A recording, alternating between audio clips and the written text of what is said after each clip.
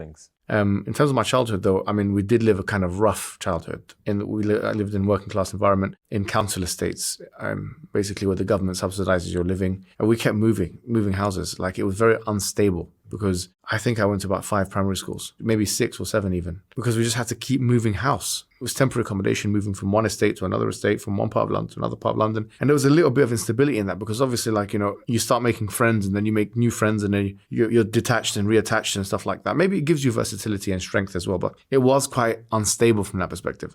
I did find it a lot of anxiety growing up though as a child. Yeah, like when I was 7, 8 years old, I remember those times. As a child, you get attached very quickly. And obviously in the same time period, that's when I witnessed my mum's divorce with my father. Like, this was at the age of 8 years old I was at the time when it happened. And I remember it very vividly. I remember that happening very vividly. I remember all these kinds of events very vividly, even though I was 7 or 8 years old at the time. But kind of these events, which are more painful in nature, I think they're more memorable. And there was a bit of a pain and stuff, but because my mum was there and my older sisters as well, were very, very supportive, I always felt like, I had a belonging. Obviously, my mum got remarried, so I was reintroduced to her husbands and stuff like that, and I formed attachments to them. So yeah, when I was younger and stuff, I did have those attachments to my mother's husband. But I knew who my father was. I knew who he was, and he wasn't my father. So I always made that clear. I never called him dad or anything like that,